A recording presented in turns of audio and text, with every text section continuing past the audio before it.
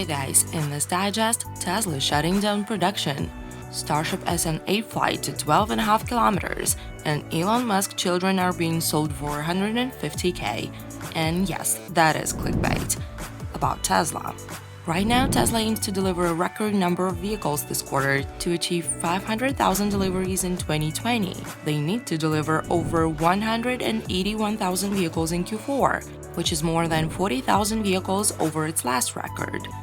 Musk said that demand is higher than production this quarter, and Tesla needs to quickly increase production to earn the trust of customers and investors. Tesla's also planning an 18-day shutdown of the Model S and Model X production lines in Fremont. Tesla also announced a new $5 billion capital raise. Stocks are high, but Tesla is doing well in China, where they sold more than 21,000 Model 3s last month. That's a massive increase. Tesla has been maintaining deliveries between 10 and 12K throughout the year. The company is also giving 1 year of free unlimited supercharging for undelivered Model 3 and Model Y vehicles. And going back to that shutdown, it looks like a design refresh is coming. Tesla is shutting down Model S and X production lines between December 24th and January 11th. The automaker is suggesting to employees to spend time with their families during the holidays, but also says they could support other teams and deliveries. They surely need all hands on deck. Tesla is contacting owners who referred enough new buyers through their referral program to get a discount on a new Roadster to let them know about the new deadline. They only have a month to claim the discount, up until January 1st, although buyers don't know exactly when the car is coming.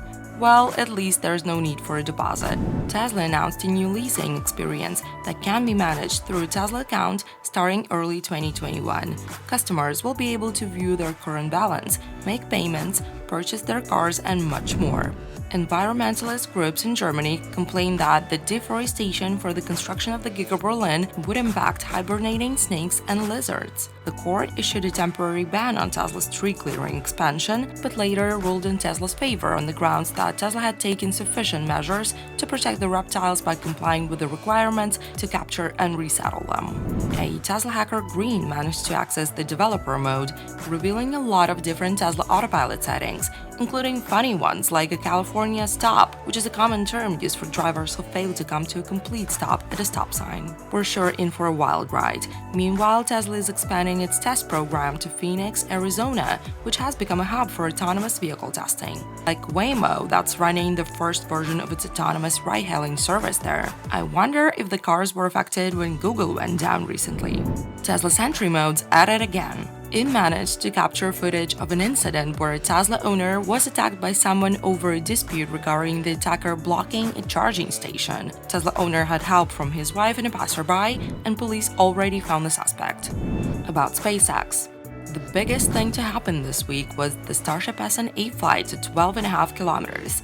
The first attempt was cancelled 1.3 seconds before the launch, but the second one went better. All three engines performed as expected, but the landing was a little too fast, so low pressure destroyed the prototype. Anyways, SpaceX did gather all the important data, and Elon Musk congratulated the team and thanked Texans for their support. He also posted the picture of the Raptor SN42 engine and highlighted 42.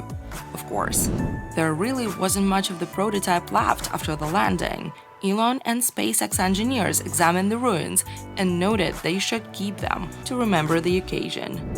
SN9 prototype was in the hangar even before its brother's debut, and it couldn't handle the pressure, pun intended, so it fell down and broke a couple things. A huge crane called Tankzilla put it back where it belonged, and the prototype just needs a little attention.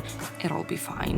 Aside from dropping massive rocket prototypes, SpaceX also sent giant satellites into space this week. During their second attempt at the SXM-7 mission, the company sent a 7-ton telecommunications satellite SiriusXM to a geostationary orbit. It was this booster's 7th flight and the 25th launch for SpaceX this year, and it's probably not the last one too. Unexpected news came from Greece. It looks like it'll be the next country to test out Starlink. After SpaceX received the necessary permissions, beta testing can start. It'll probably be in early 2021.